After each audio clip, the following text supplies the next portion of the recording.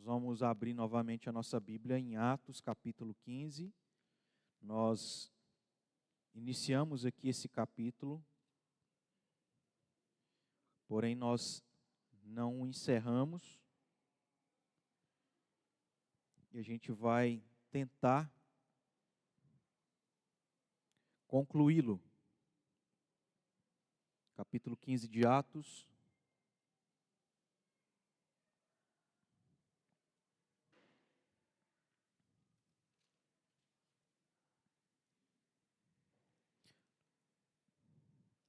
Até o versículo 35. Nós não vamos fazer a leitura nesse exato momento, porque a gente vai percorrer todo o texto. Na verdade, nós já fizemos um pouco isso, mas o nosso texto é Atos, capítulo de número 15. É preciso a gente lembrar do que nós estamos tratando, né? Visto que nós teremos eleições para presbíteros e diáconos, provavelmente no meio do ano, por aí.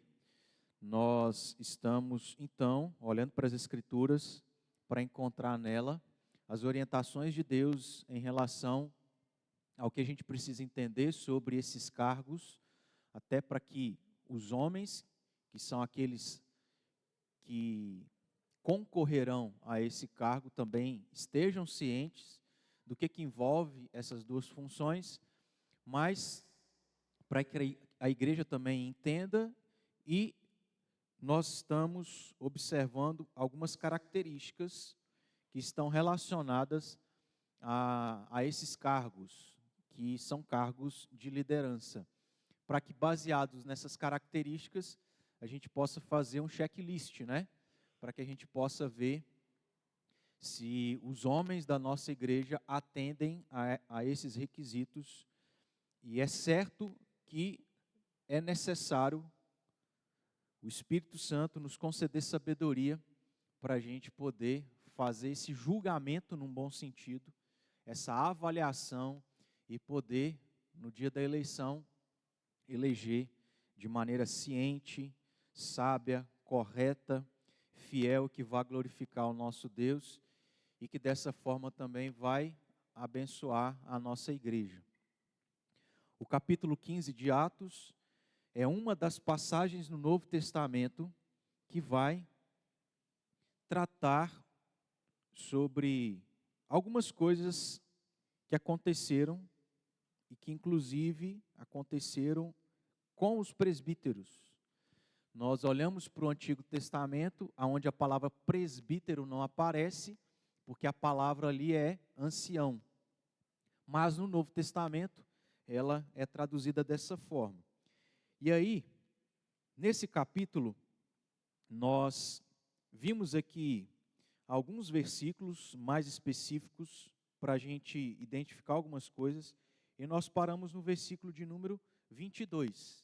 Então, esse versículo de número 22 tem relação com os outros dois versículos que nós vamos ver aqui.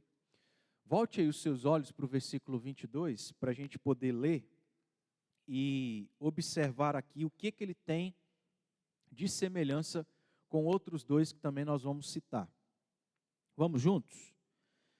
Então, pareceu bem aos apóstolos e aos presbíteros, com toda a igreja, tendo elogido dentre eles, enviá-los juntamente com Paulo e Barnabé a Antioquia.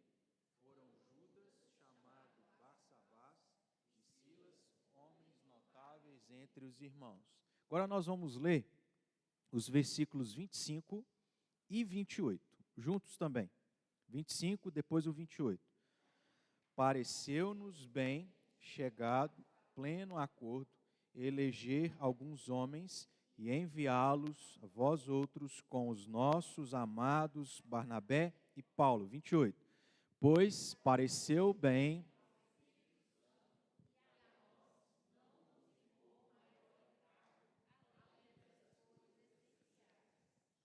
É muita informação, mas à medida que a gente foi lendo esses 3 versículos, 22, 25 e 28, o que você viu aí de semelhante entre eles? Palavras ou frases bem semelhantes, né? Exatamente isso que o Felipe disse. Pareceu-nos bem. Então, no versículo 22, pareceu-nos bem, chegados a pleno acordo. Depois o 25, quer dizer, 22, pareceu bem aos apóstolos e aos presbíteros com toda a igreja. O versículo 25, pareceu-nos bem, chegados a pleno acordo. E o 28, pareceu bem ao Espírito Santo e a nós. Nós discutimos um pouco sobre isso, uma vez que nós paramos no versículo 22, e a gente precisou parar por causa do nosso tempo. Mas, acrescentando um pouco mais a isso que tem de semelhança, no versículo 25, que fala, que é informado que pareceu-nos bem chegados a pleno acordo, a gente identifica algo que é característico daqueles que ocupam esses cargos de liderança, que é ter pessoas para que possam decidir, tomar decisões, como é o caso aqui dessa passagem. Havia um problema nas igrejas daqueles dias, na igreja primitiva daqueles dias, e eles precisaram se reunir apóstolos, reunir presbíteros, a liderança das igrejas, aqueles que representavam as igrejas, para tratar, para discutir essa matéria e tomarem uma decisão a respeito do que eles deveriam fazer. E nesse sentido, como que acontece? Nós vimos isso na semana passada. De maneira ordenada, cada um tem o seu momento de ter palavra, de ter o seu momento de falar alguma coisa, a sua opinião, o seu ponto de vista em relação ao assunto. E isso foi abordado aqui porque no texto aparece várias pessoas que pedem a palavra, tomam a palavra para poder apresentar o seu ponto de vista. E nesse sentido, quando todos falam, ou alguns falam, para chegar a uma conclusão, as pessoas ouvem para que, diante daquilo que é falado, haja um único caminho e uma única decisão. Para que isso aconteça, uma característica que existe no meio da liderança, daqueles que lideram a igreja, é esse acordo pleno, como está aqui no versículo 25, de aquelas pessoas, aqueles líderes, todos eles, de maneira inteira e completa, chegarem a um acordo. Ou seja, humanamente falando, todos eles concordaram em ter uma única decisão. A ideia não é que sempre tem que haver unanimidade. Ou seja, a ideia não é que nas discussões e naquilo que precisa ser decidido, todos os líderes tenham a mesma opinião. Mas a ideia é que precisa haver um certo acordo. Precisa haver acordo em uma determinada proporção, ou seja, na maioria. É isso que acontece no caso da Assembleia Reunida. Para que algo seja aprovado pela Assembleia, isso é aprovado com quantos por cento? De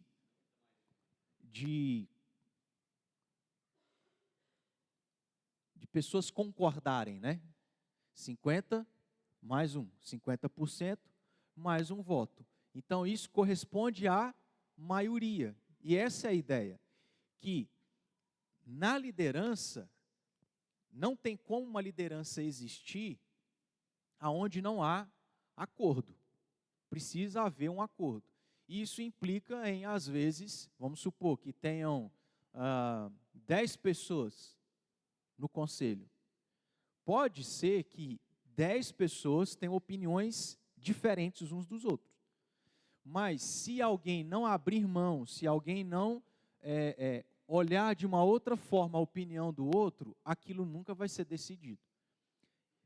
Nesse sentido, uma das características, uma das coisas que estão relacionadas é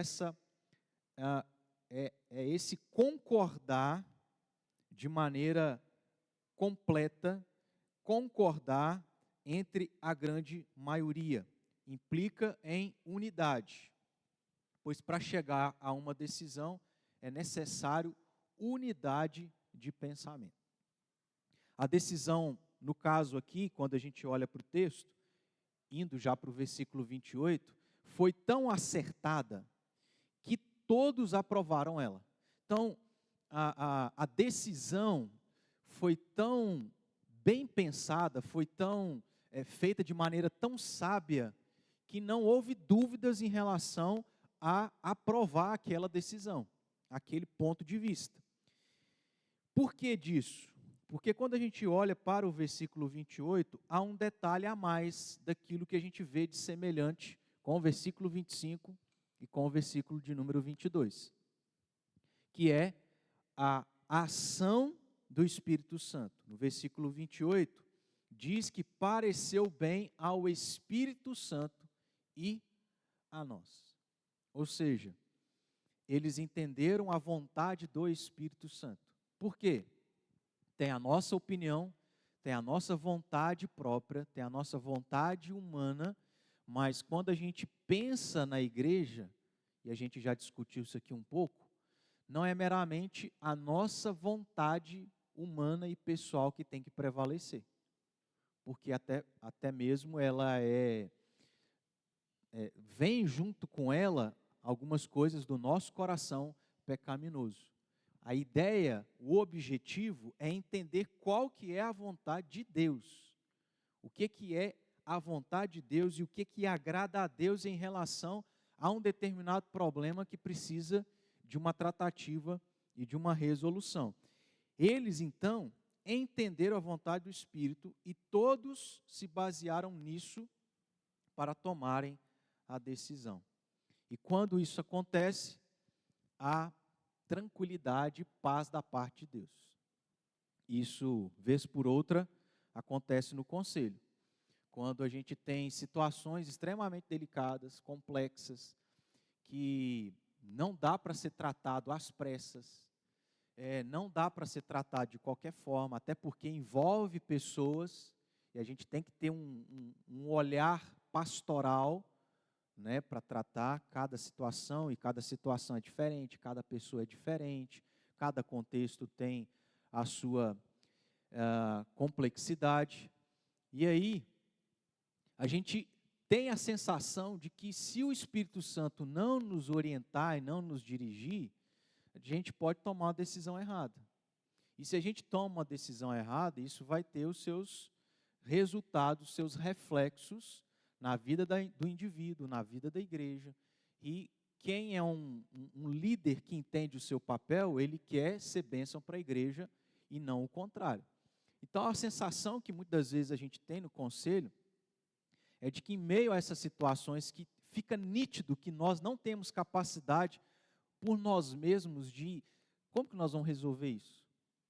A gente busca a Deus, Deus vai trabalhando no nosso coração, a gente vai discutindo a matéria, Deus vai nos orientando, e a gente começa a alinhar, né? As coisas começam, porque quando a gente começa a tratar sobre algo, cada um coloca uma opinião diferente, então você tem várias possibilidades, mas à medida que o tempo vai passando, às vezes alguém vai entendendo, não, esse caminho aqui não é o melhor, e aí a gente vai meio que excluindo algumas, e vão restando algumas poucas, até que sobra uma, e fica nítido que é aquela. E aí, voltando a falar sobre sentimento, quando a gente, depois de um tempo, chega a uma conclusão, e a gente vê que aquilo está alinhado à palavra de Deus, que é o nosso fundamento, né? A gente, ainda que seja uma decisão difícil, ainda que isso doa na vida da igreja, nós sentimos paz de saber que nós fizemos a nossa parte, que nós buscamos a Deus, que nós gastamos tempo, que nós investimos tempo para pensar nisso e chegamos a uma conclusão certos de que é a vontade de Deus. E isso é muito proveitoso, né, para nós, porque liderar envolve essas coisas de tomar decisões extremamente difíceis. Tudo isso que nós estamos falando, olhando para o versículo 22, olhando para o versículo 25 e para o versículo 28, implica em sensibilidade espiritual. Por quê? Não é a nossa vontade, não é a vontade humana, mas é a vontade de Deus. Para isso, é necessário que o líder tenha sensibilidade espiritual. De, às vezes, como nós falamos, rever aquilo que era a sua opinião. Ouvir a opinião do outro e reconhecer que a opinião do outro é melhor, por causa disso e daquilo outro. Implica em entender que o desejo tem que ser de fazer a vontade de Deus e não a nossa própria vontade. Ok? Então, esse é uma primeira observação que a gente faz, avançando um pouquinho no texto. Eu estou estranhando, irmãos, porque vocês estão muito calados, tá? Então é para participar. Não sei se é porque vocês estão cansados de ontem. Ontem eu cheguei em casa, nós tivemos um encontro de casais, primeiro do ano. Tivemos a participação de 14 casais, 28 pessoas. E praticamente a gente chegou por volta das 11 horas, alguns por volta de meia-noite. Eu cheguei um pouquinho mais tarde. E aí, quando a gente relaxa, né, às vezes a gente vai mexer no celular um pouquinho. E aí eu, mexi 10, 15, 20 minutinhos, na hora que eu olhei o horário era quase 1h da manhã. E aí talvez você está um pouquinho cansado, né? Os neurônios aí estão acordando, mas vão participar, tá bom? Que assim vocês me ajudam também. Inclusive ontem, o pessoal participou tanto, e a gente que tem o desafio de falar, a gente fica assim, empolgado quando o povo fala, né? Quando todo mundo fica caladinho, a gente fica assim meio cismado. Mas aí o pessoal ontem falou tanto, participou tanto, que eu falei quase 2 horas. Então a gente pode falar mais, tá? Vamos lá, seguindo aqui, nós, olhando para o versículo 22, eles, depois de tomarem uma decisão sobre um problema, eles precisam tomar uma decisão em relação às pessoas que iriam às igrejas informar aquela decisão. Então, deixa eu esclarecer um pouquinho melhor isso. O problema lá das igrejas era sobre os judaizantes que olhavam para o Antigo Testamento, exigiam isso dos gentios que estavam se convertendo, que eles se circuncidassem. E aí,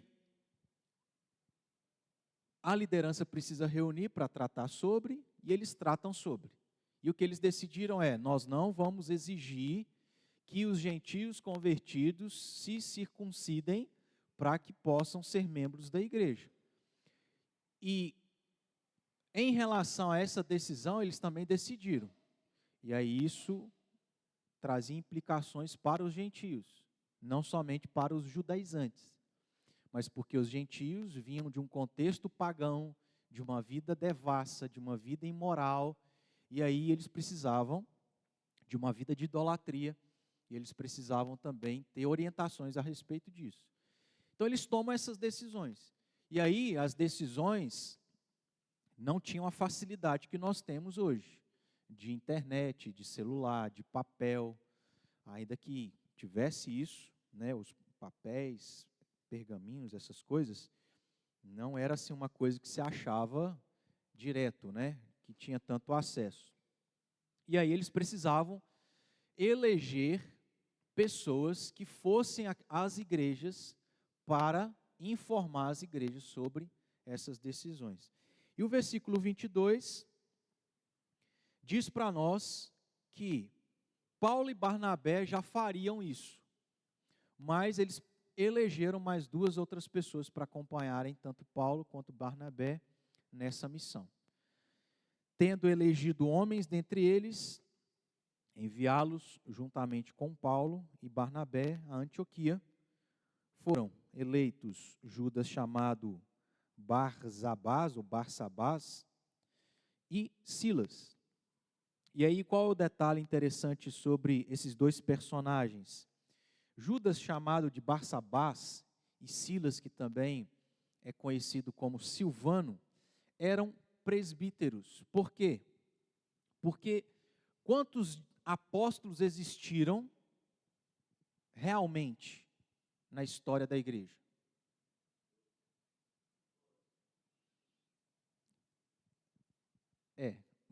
Mas seriam 13. Porque discípulos, 12, né? Contando Judas. Mas Judas tirou sua própria vida e a partir daí a gente tem de fato, vamos assim dizer, os apóstolos. E Matias substitui Judas, então nós temos 12 apóstolos, certo? Mas teve um fora do tempo, que é o apóstolo Paulo. Então 13 apóstolos. Não houveram outros apóstolos. Provavelmente, se não todos esses 13 apóstolos estavam reunidos nesse presbitério para resolver esse problema dos judaizantes, mas haviam também os presbíteros que eram os anciãos, que são os pastores das igrejas naqueles dias. Então, toda essa liderança estava reunida, só que de apóstolos, porque era um ofício específico para aqueles dias, onde a igreja estava se estabelecendo no sentido que ela se estabelece no Novo Testamento, e os demais, somente presbíteros, anciãos ou pastores. Quando fala sobre Judas, conhecido como Barsabás, e Silas, também conhecido como Silvano, esses dois indivíduos não eram apóstolos, mas eram presbíteros, e a gente vai entender a importância disso. É que, sendo presbíteros, eles são eleitos a irem com Paulo e Barnabé, que são apóstolos, a Antioquia, para informar e explicar as deliberações do presbitério. E eles foram eleitos para isso por serem algumas coisas que o texto apresenta para nós e que é válido para a gente considerar em relação aos homens da nossa igreja que serão eleitos para ocuparem esses cargos de presbiterato. Sendo Silas e Judas presbíteros, ao serem eleitos para irem às igrejas, o que o versículo 26 diz sobre a vida deles? Alguém leia aí para a gente, por favor.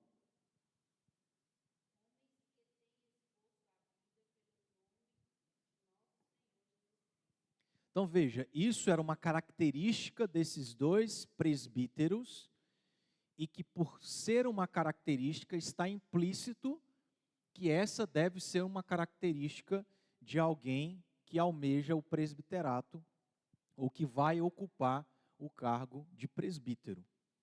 Que eram homens que tinham exposto a vida pelo nome de nosso Senhor Jesus Cristo. O que a gente entende sobre isto que é informado como característica desses dois presbíteros? Para os irmãos aí participarem. O que você interpreta desse texto?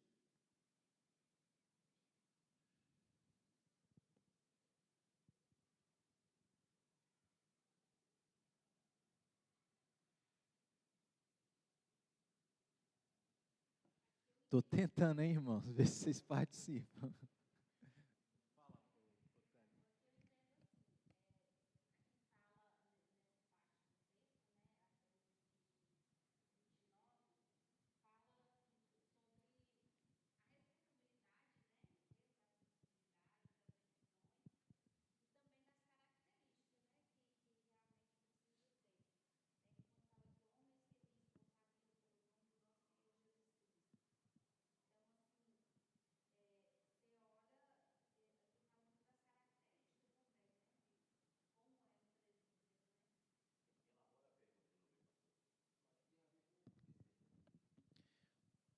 eu vou ler o texto, e o nosso exercício quando a gente lê a Bíblia é fazer o quê?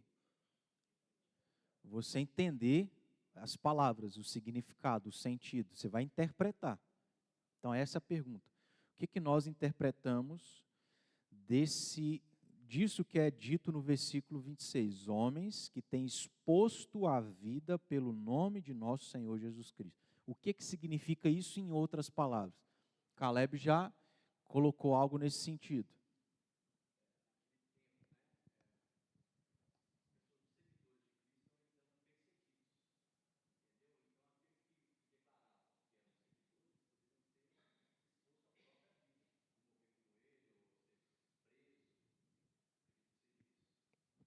Alguém mais?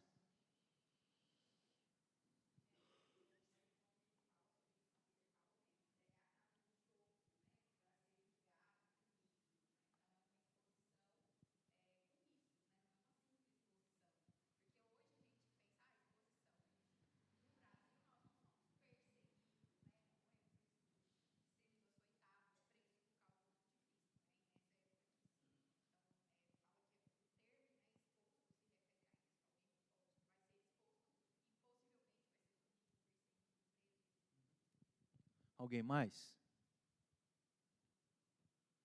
Vamos tomar uma decisão aqui. Vamos fazer uma votação. Quantos segundos eu dou de prazo para fazer uma pergunta e os irmãos responderem, para na hora que acabar esse prazo aí eu poder falar? Uns 10 segundos? Mas, irmãos, brincadeiras à parte, tanto o que o Peter, a Eduarda e o Caleb falaram, estão certos. E aí, pegando o que Peter e a Eduarda falaram, eu faço uma pergunta, que é, a ideia do que eles interpretaram olhando para esse versículo, são pessoas que se expuseram ao ponto de sofrer por causa do nome de Jesus Cristo. E a pergunta que eu faço é, como que alguém se expõe a esse ponto?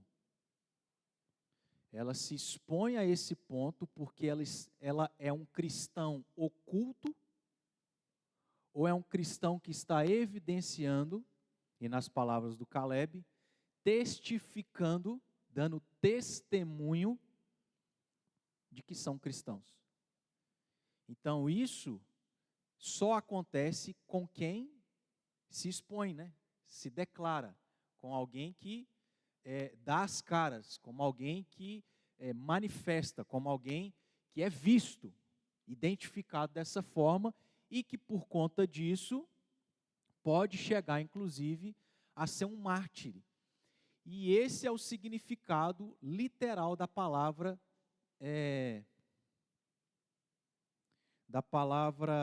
testemunha. Por exemplo, em Atos capítulo 1, versículo 8, vocês se lembram o que está lá? É o resumo de todo o livro de Atos. E sereis minhas testemunhas, Jerusalém, Judéia, sereis minhas testemunhas. Pode ser traduzido como sereis meus mártires, ao saírem do anonimato e irem até os confins da terra, testemunhando, se expondo como cristãos e seguidores de Cristo Jesus. Quando é informado que uma das características desses dois presbíteros que foram eleitos para irem às igrejas informando a decisão do presbitério sobre o judaísmo, os judaizantes, e sobre os gentios, ou seja, o legalismo e o liberalismo que existia já naqueles dias, a característica era essa característica de serem pessoas ativas, dedicadas no trabalho e no serviço do reino, porque elas expunham, elas davam testemunho de uma vida cristã. Ou seja, um líder não pode ser alguém que ninguém o conhece como cristão. Não pode ser alguém que não é ativo no trabalho do reino de Deus. Essas são características de quem vai ocupar e deve ocupar esse cargo. Ok? Ficou claro aqui? Por favor, Eduardo, pode falar.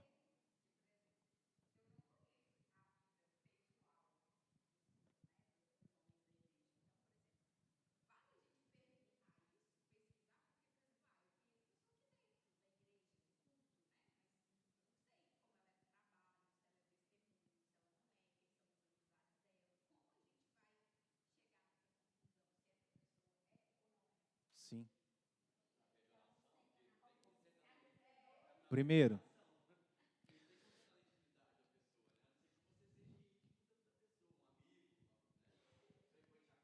sim. Sim. Primeiro, a gente tem uma vantagem que a igreja primitiva não tinha. A vida das pessoas hoje são expostas, e aí a gente vai entrar um pouco no mérito da questão. A vida das pessoas hoje são expostas aonde? No Instagram. Calma, irmão, eu vou falar. Calma, calma, calma. Fica tranquilo, que eu sei o que você está pensando. Qual é o mérito da questão? Não necessariamente aquilo que é exposto nas redes sociais significa aquilo que a pessoa é. Vocês concordam? Mas não deixa de ser uma vantagem. Pensando que nós somos cristãos, que temos que expor a verdade, isso não deveria ser um problema. Começa por aí. Mas pensando que pode ser um problema entre cristãos de expor aquilo que não é a realidade, não deixa de ser, de ter algumas coisas lá que expressem a realidade. Então já é de certo modo, um ponto positivo. Agora, o ideal é conviver, e é o tipo de coisa que a gente já precisava estar nutrindo há tempos. E a gente tem um fator positivo, irmãos, que a nossa igreja é pequena. É diferente de uma igreja de 1000 membros. Não tem como. Um desafio ainda maior. Mas, aproveitando que nós somos uma igreja pequena e não tem desmérito, existe essa palavra? Demérito, isso. Não sendo demérito algum isso, a gente já deveria estar nutrindo esse convívio. E uma das coisas que ajuda, isso aqui é estratégico, uma das coisas que ajuda a gente a conhecer os nossos irmãos, não é meramente na igreja, isso acontece. Mas aonde é que nós mostramos quem realmente nós somos e como é a realidade da nossa vida? Na nossa casa. E aí a nossa igreja tem um negócio muito bom. Terça-feira, reunião de oração nas casas. É um fator. Mas é tudo? Não. Então você tem os trabalhos da igreja e de uma maneira mais apelativa, Eduarda, eu não acho que há problema, mas cabe a nós uma certa sensibilidade, sensatez e sabedoria para fazer algumas perguntas. É lógico que eu, como pastor, é diferente, né? De chegar para alguém, como eu já cheguei. Às vezes, de maneira assim, bem direta, eu pergunto: o que você acha sobre o presbiterato? Já fiz essa pergunta para algumas pessoas. Ah, pastor, não sei, tal. Então, eu já estou colhendo informações. A gente tem que ser estratégico de fazer algumas perguntas que não demonstrem diretamente aquilo que a gente quer, mas nos ajuda a ter algumas informações importantes. Isso também é válido para nos ajudar na questão de não termos a cultura de já conviver e conhecer. Antes, te ajudou um pouquinho? São coisas, né? Mas talvez não vai abrir a nossa mente para conhecer profundamente aquela pessoa. Mas talvez por coisas que a gente não nutriu antes, que deveria. Que é um esforço mesmo. Eu sei que isso é complexo, né? Você não vai conseguir ter um nível de intimidade que você tem com uma pessoa, com todo mundo. Mas, de alguma forma, a gente tem que ter isso. Já tem que ir analisando. Igual, por exemplo, Tem pessoas, isso é só um ponto, tem pessoas que a gente vê que ninguém precisa mandar fazer certas coisas, elas já fazem de maneira natural. Isso é um indicativo de algo que é natural e prazeroso para ela fazer. Isso já nos auxilia a identificar uma possível área que aquela pessoa é apta para ocupar aquilo. Só que aí nós estamos falando de áreas, nós não estamos falando de caráter, que é a coisa mais íntima e profunda do coração.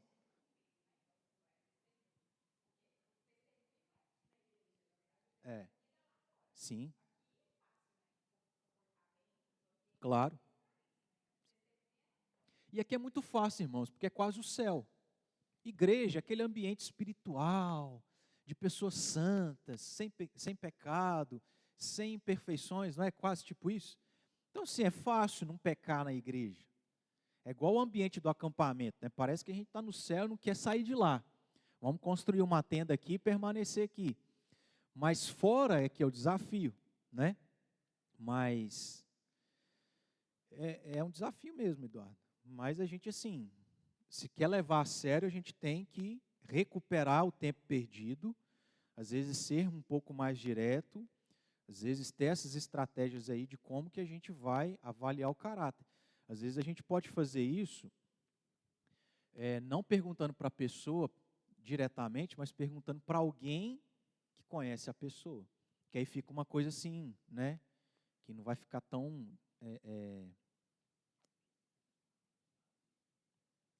a ideia é essa aí. Tão apelativo, né? Tão duro. A gente pode fazer isso. Pergunta para a esposa, pergunta para os filhos, né? É isso? Tá.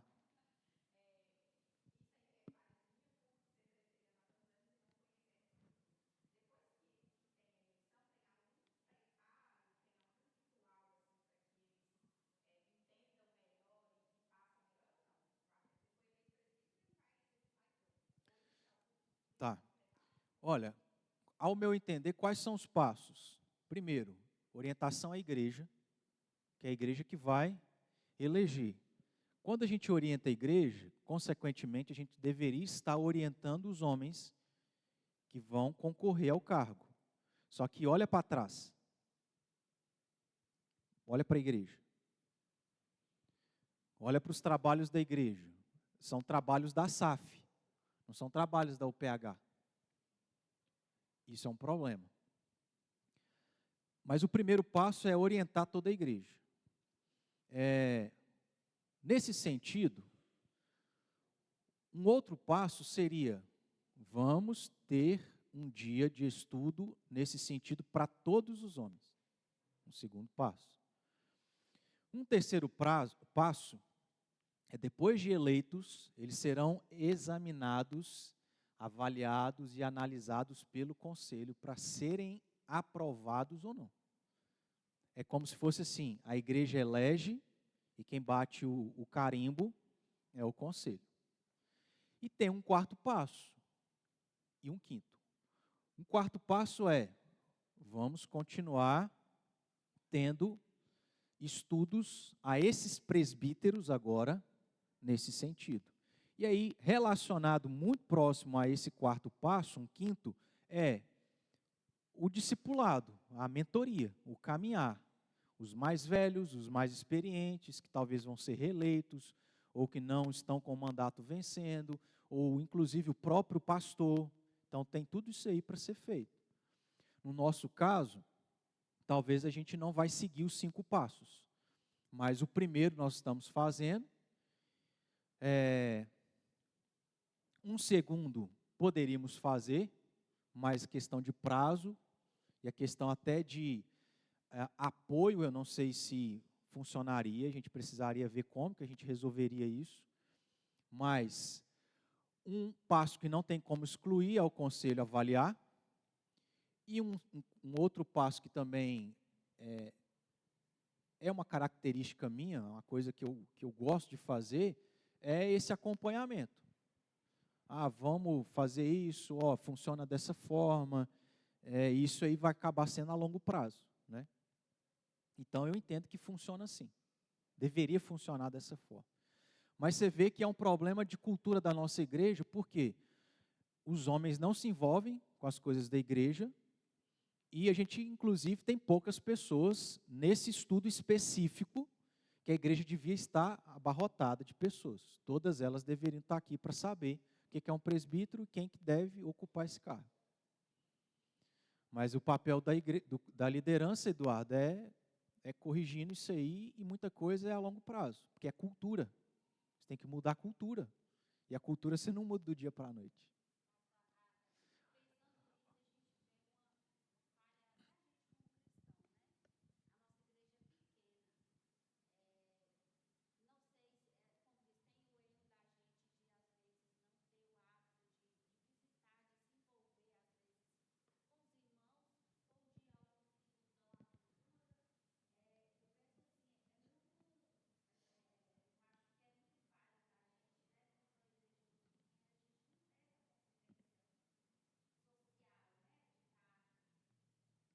Sim, com certeza.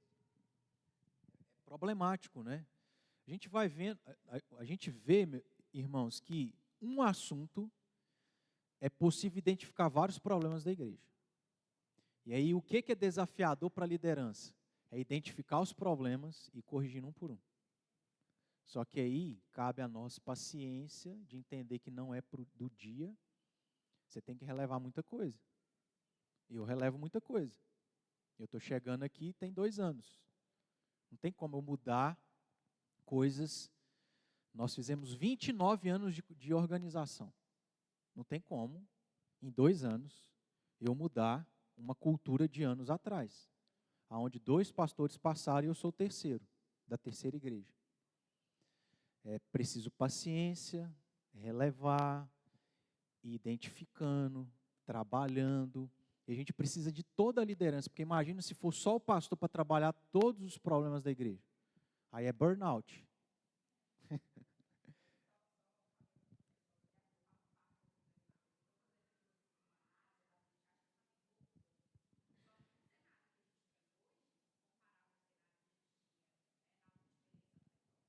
Glória a Deus por isso.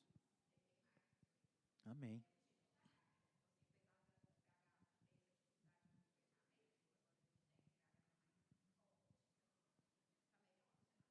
Não esqueci de você não, tá, Peter? E veja, como que é desafiador, a gente já falou isso aqui anteriormente, que, vamos pensar nos homens, que o pH geralmente é composta de homens adultos, mais experientes. Se esses já têm uma mentalidade, uma cultura onde eles não querem, não entendem que tem que se envolver, irmãos, é a próxima geração. E aí você tem que esperar o Isaac crescer. Não só crescer, mas ao longo do crescimento dele, envolvendo ele na igreja. Então, desafiando ele a orar na frente da igreja. Desafiando ele a fazer... Sim, a abrir os lábios, verbalizar, vocalizar as coisas. Então, olha só como que depende de todo mundo, irmãos. Porque eu não tenho como educar o Isaac. O Isaac não é meu filho, é minha ovelha. Mas não é o meu filho. Então eu dependo da Eduarda e do Fernando para ter a mentalidade certa, para treinar ele, para a gente esperar o Isaac crescer, para envolver ele crescer e ele, então, participar da UPH, se envolver nos trabalhos da igreja, ser alguém que tem as características de um líder, e todo homem automaticamente é um líder. Por quê? Porque é o cabeça. Deus deu ao homem a liderança. Todos deveriam ser, mas a gente vê que não é. Por quê? Não se envolve nas coisas da igreja. Então é muito difícil, porque demora muito tempo certas coisas.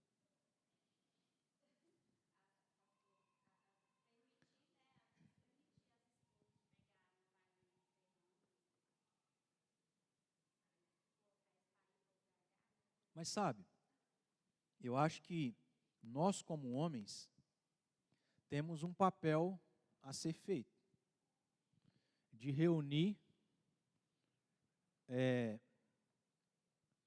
fazer um convite para os que não são tão ativos, marcar um encontro.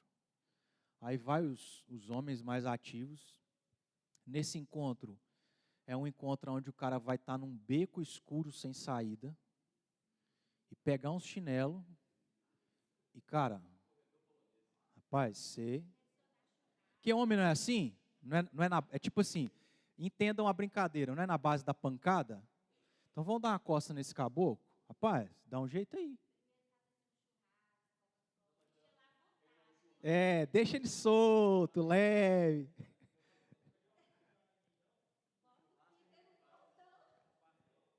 Peraí. O Peter tá na lista aqui, ó. É outro assunto, Peter? Então vai, Fernando.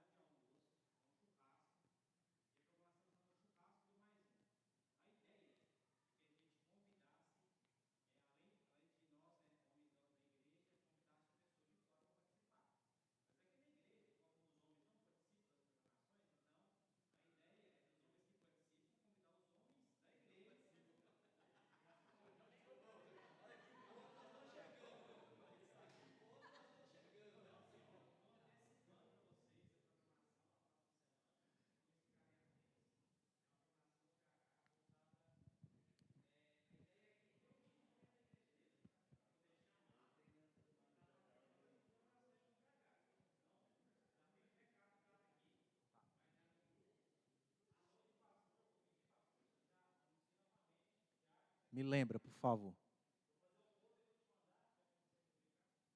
E aí vai ter corredor polonês?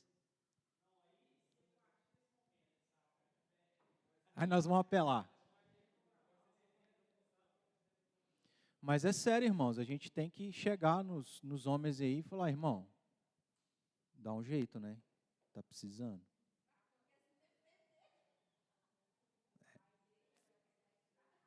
Sim.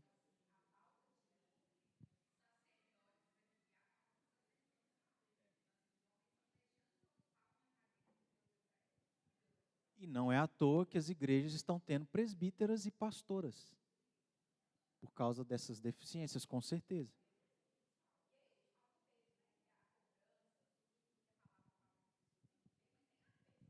Claro. É privilégio, né?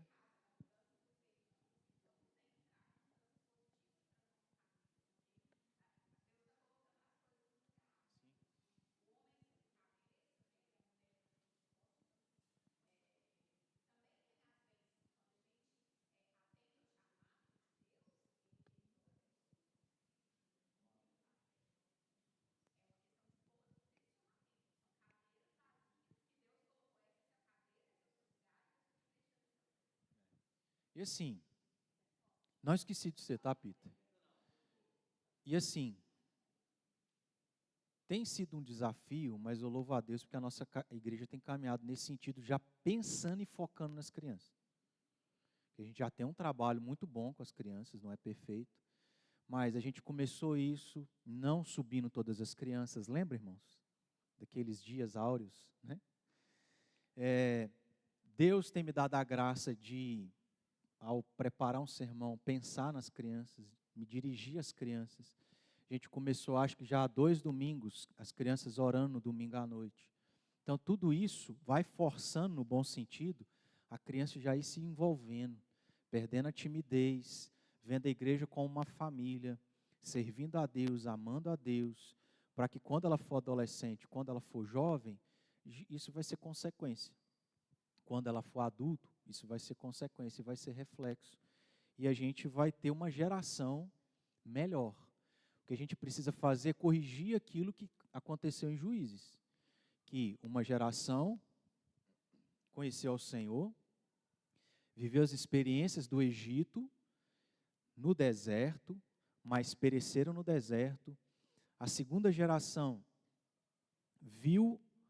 teve a experiência do deserto, mas teve a experiência de Canaã. E uma terceira geração foi uma geração que não conhecia o Senhor. Então, o que a gente quer fazer é o contrário. É uma geração que não conhece o Senhor, nas devidas proporções, para uma geração que conhece o Senhor. E aí, a igreja depende dos pais. Só que aí tem um problema. Que a gente falou um pouco ontem, do materialismo e do ativismo. É que os trabalhos de meio de semana, inclusive a escola dominical, é pouco frequentada. Então, se o pai e se a mãe não vêm à igreja, o seu filho só vai vir na igreja se o Espírito Santo de Deus trabalhar no coração dele. Porque você não é testemunha.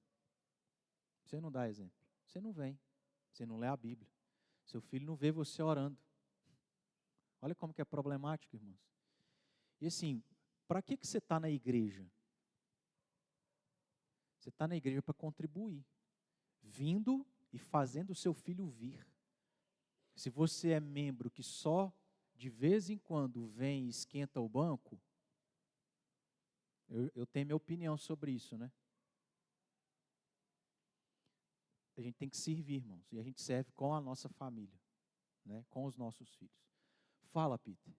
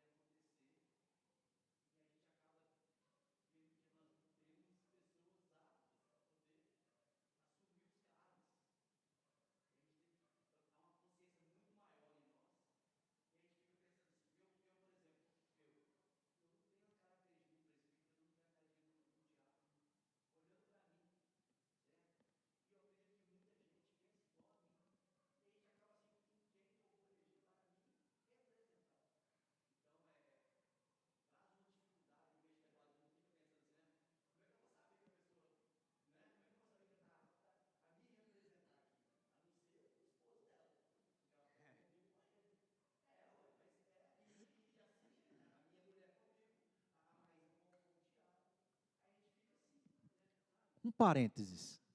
Mas a gente não fez isso quando foi namorar com alguém? Não, é só um exemplo. Como que você fez para namorar a pessoa? A primeira coisa é a atração, isso aí não conta. Mas a segunda coisa é, você já convivia, não necessariamente próximo, mas você via a pessoa, e pela maneira que ela se comporta, isso diz muita coisa. Diz ou não diz? Então não é diferente em relação aos presbíteros. Comportamento.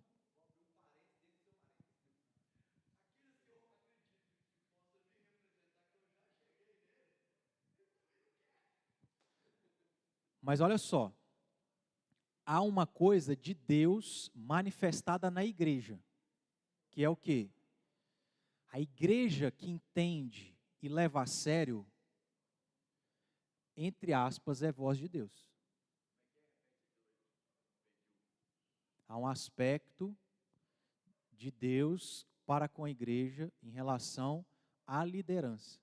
Porque quando a igreja leva a sério a ideia do presbiterato, dos oficiais e da liderança, ela é, entre aspas, voz de Deus.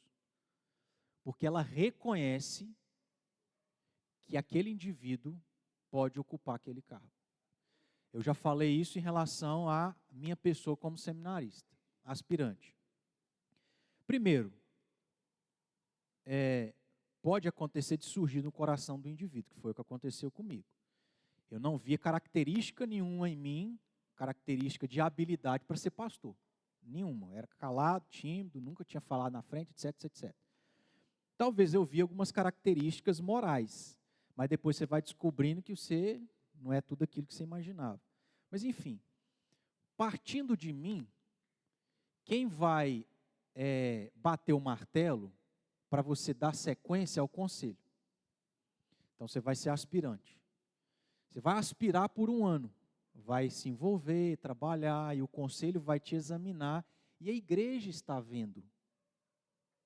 Ao ponto de que a igreja testifica se aquela pessoa, e a igreja que leva a sério, é crente, é santa, é madura, ela vai testificar, porque ela vai chegar no conselho e falar assim, não, o Erickson faz isso, aquilo outro, não tem como ser um pastor não. Ou o contrário. Então, entre aspas, a igreja não deixa de ser voz de Deus, nesse sentido, de que ainda que a pessoa olhe para si e fale, eu não tenho condições de ocupar, e aí você tem a ajuda do próprio pastor, tem a ajuda do próprio conselho, para talvez ele te ajudar em dizer, não, de fato, você não está apto por causa disso, disso, disso, ou de dizer, você está apto, não, isso aqui não é bem assim, entende? Ajudar a esclarecer essa perspectiva. Mas, nesse sentido, se a igreja levar a sério, talvez você que não se identifica, ao fato da igreja te nomear, ou você ser votado, pode ser uma indicação de que é Deus que está te chamando. Só que isso é complexo, né? Tem os seus detalhes aí. Se fosse fácil, era fácil.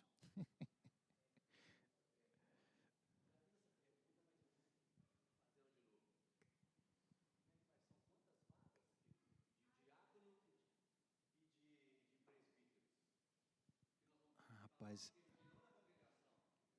tá, eu coloquei isso lá no grupo. De cabeça eu não vou lembrar não, tem que achar aqui. Oi.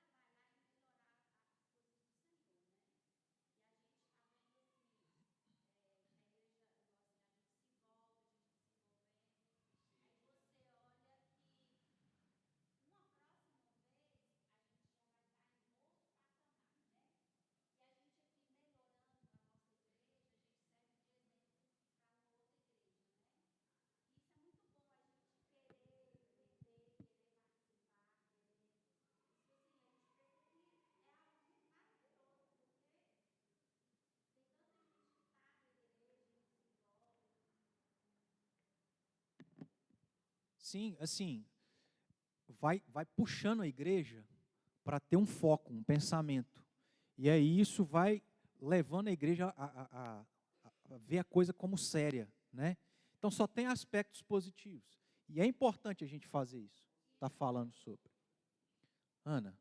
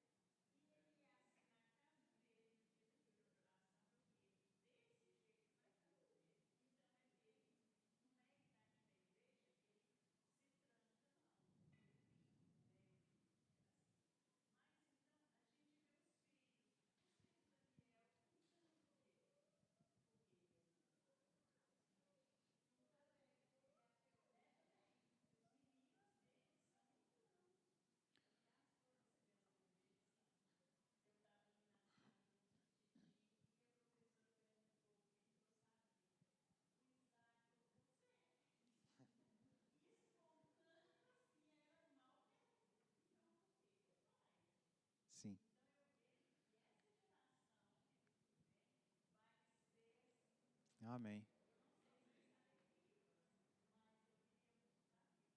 Amém, irmãos.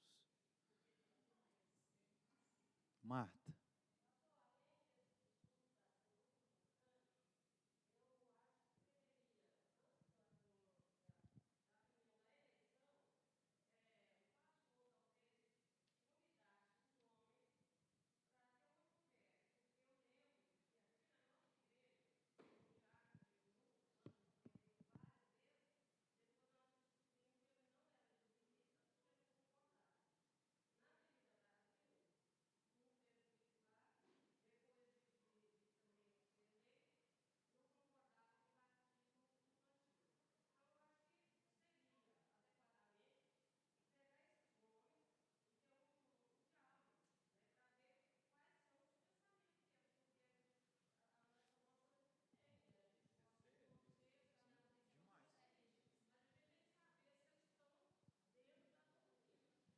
Sim.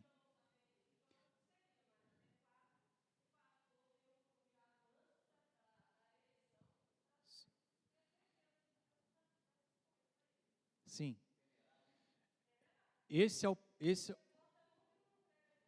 Sim.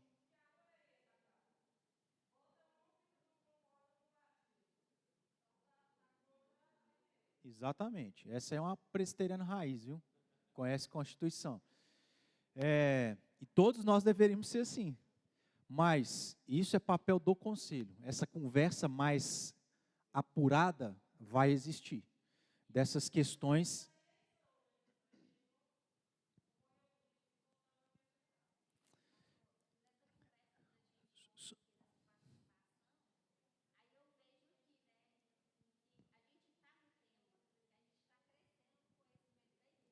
É, exato. E nós estamos no básico, né, irmãos? Aí o seguinte, para ajudar lá, didaticamente, no checklist, o principal é o caráter, tá? O caráter, meus irmãos, a gente não abre mão. Caráter. Agora, as habilidades são importantes também. Só que habilidades você constrói. Certo? Tem coisa que é talento, né, já vem de fábrica. Tem coisa que você constrói. Muita coisa eu construí. Porque do que eu já identifiquei, eu posso estar enganado, são só 4. O resto que envolve ser pastor, líder e presbítero, eu não tenho, mas a gente adquire pelo tempo, pela experiência, pelo estudo, pelo caminhar, etc. Mas o principal, irmãos, para ajudar é o caráter. E aí você tem que conhecer, perguntando esposa, perguntando os filhos, perguntando os irmãos, perguntando pai e mãe, perguntando conhecido, etc, etc. Hugo. Isso.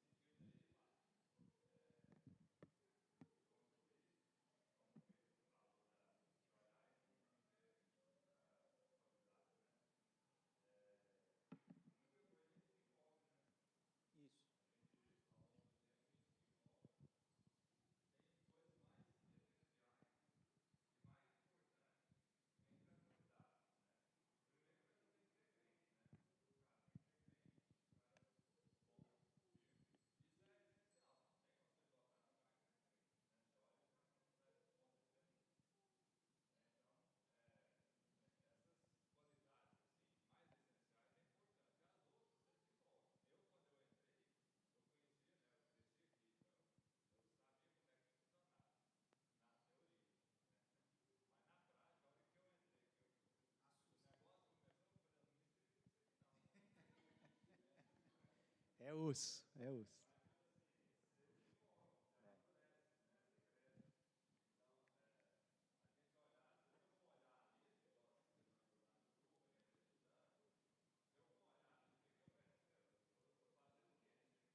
É, sim.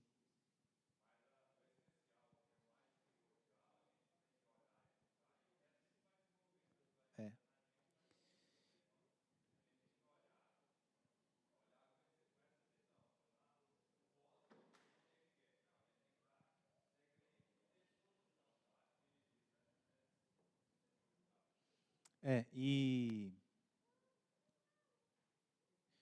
aí é essencial, por exemplo, no caso de vocês que começaram, né, a primeira vez, Você tendo um conselho já mais maduro, que entende que ele tem que mentorear os mais novos, que isso é discipulado em todas as áreas na igreja, que cada um tem que discipular. Fica muito mais fácil dos novos chegarem e os mais experientes, é assim que funciona, nisso aqui não é bem assim que você tem que fazer, é dessa forma, age assim, age assado. É muito mais tranquilo, irmãos. Não seria o trauma que foi para mim. Enquanto eu estava no seminário, eu não tinha certeza que eu queria ser pastor, porque foi traumático, porque eu comecei sozinho, não fui mentoreado, não fui discipulado, e eu já tinha as minhas faltas de habilidade para atrapalhar. Agora, o que eu costumo fazer? Eu tenho esse espírito de discipular, então eu vou forçar, entre aspas, o Hugo a pregar no sermão de domingo à noite, mas eu vou fazer como? Cara, escolhe um texto, vamos caminhar junto. Estou com dificuldade, então está aqui, pronto. Vamos sentar aqui, a linha lógica é essa aqui. Entendeu? Vamos lá. Aos poucos, começa numa terça-feira, aí vai para uma quinta-feira, aí vai para um domingo, e assim por diante. Porque tem coisa que é forçar mesmo, tem coisa que é experiência, o tempo, porque não é fácil. Mas isso você só vai desenvolver se você fizer. E o presbiterato vai envolver essas coisas. Então, vou falar para vocês aqui. Não, eu falei na escola dominical, não pus, eu ponho. Aí, Hugo, Hugo, se tiver errado aqui, você me corrige. É o seguinte, irmãos, na congregação, está vencendo o mandato do Isaías, o Edson pediu exoneração, na sede está vencendo o Lucas, o Hugo e o Vitor.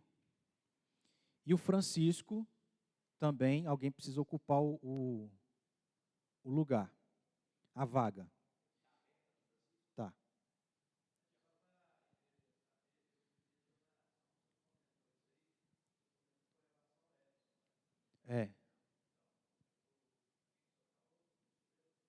Do caso do Edson, exoneração a pedido. Porque no seu caso, ainda que você tenha pedido, o caso Francisco, ele pediu a exoneração, mas não se aplicou ao caso dele por outras questões. Então, ele não é mais presbítero, não porque ele pediu a exoneração, mas por outras questões, que eu já falei para a igreja também.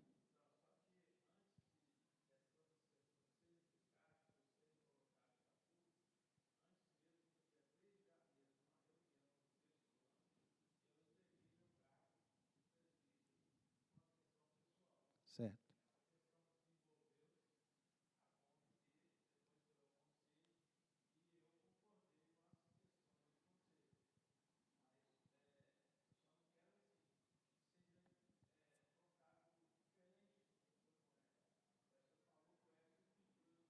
Sim.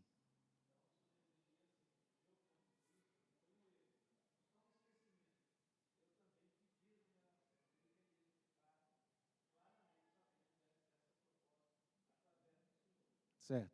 Tá, deixa eu ver se eu explico melhor.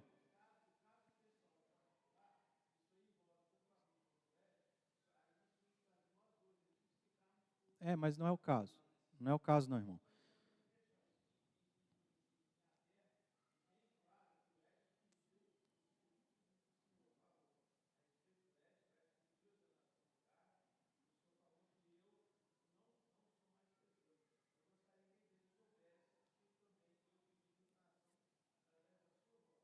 Tá, eu vou dizer. Eu já disse isso, inclusive. Mas eu vou repetir de novo. O caso do Edson, irmãos, fez o pedido de exoneração, a Assembleia aprovou. Então, ele deixou de ser presbítero, porque ele pediu para ser exonerado. Deixa eu falar, vou falar. O caso do Francisco foi a mesma coisa, em que sentido? Ele fez o pedido de exoneração, mas ele não deixou de ser presbítero por causa do pedido, por outras coisas. Mas ele fez o pedido, certo? porque nós nem tivemos assembleia para atender o pedido dele. Ok? Tranquilo? Não. Não. Então, no caso do Francisco, também alguém precisa ocupar a vaga dele. De maneira que, em relação aos presbíteros, aí você me corrige se eu estiver errado, o Hugo, serão 2 presbíteros na congregação e 4 na sede. Então, nós teremos que eleger 6 presbíteros. É isso? Porque lá é o Altivino e o Rogério.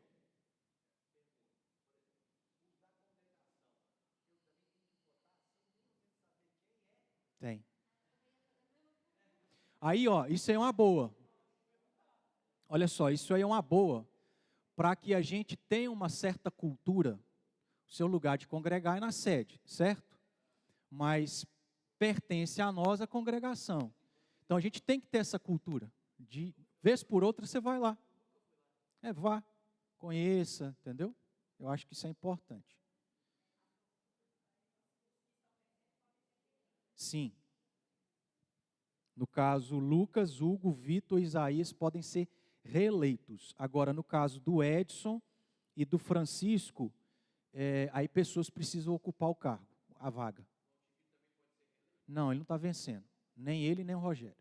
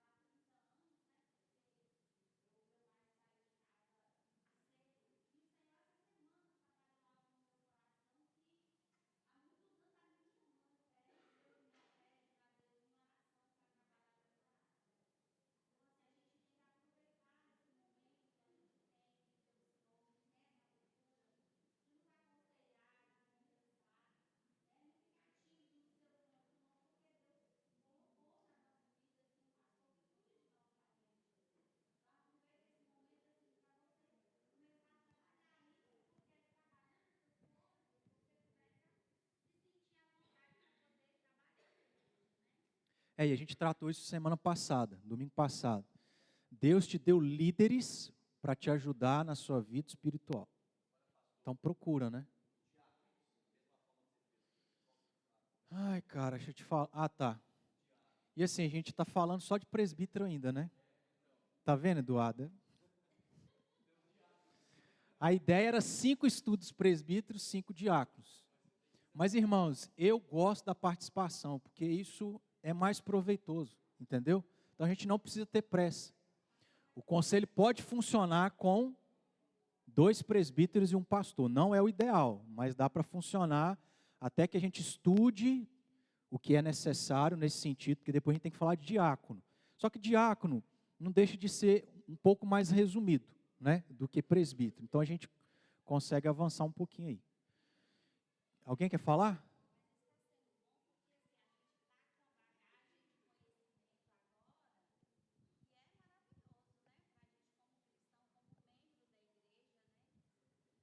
Joia, benção. Aí sobre os diáconos. Então está vencendo Dodô e o Fernando. O Somilton faleceu, né? É.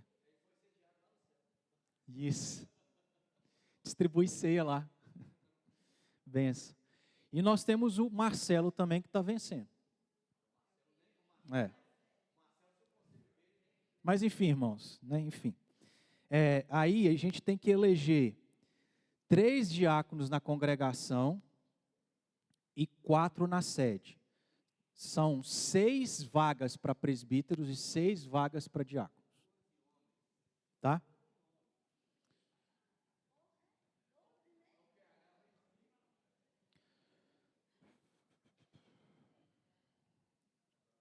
Vamos orar, né? Ou eu termino aqui o estudo? Vamos lá, vamos orar. 10h40. Alguma outra dúvida aí, irmãos?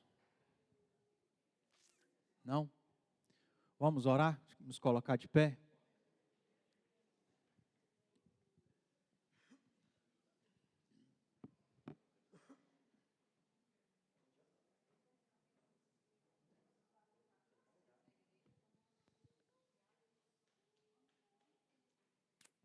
Oremos. Deus amado, te damos graças pelo dom da vida, pela salvação em Cristo, a esperança da vida eterna, o auxílio do Teu Espírito Santo, para que sejamos aperfeiçoados e possamos vencer o pecado. Te agradecemos por essa igreja, essa comunidade, esses irmãos na fé, essa família, que é bênção do Senhor. E, ó Deus, que o Senhor cuide de nós, desse povo, para que a gente cresça, avance, seja uma igreja madura e relevante, que glorifique o Senhor. Nos conceda a Tua graça, Pai, para que a gente leve a sério os nossos compromissos, responsabilidades como crentes e como membros dessa igreja. Deus nos dá graça para que a gente possa levar a sério a eleição dos oficiais, para que nós encontremos, ó Deus, homens capazes de caráter para ocupar esses cargos e que o Senhor dê graça a eles, abençoe o conselho, para que assim a igreja seja dirigida por esse conselho para a glória do Senhor. Deus nos leve em paz, é o que pedimos e agradecemos por tudo em nome de Jesus. Amém.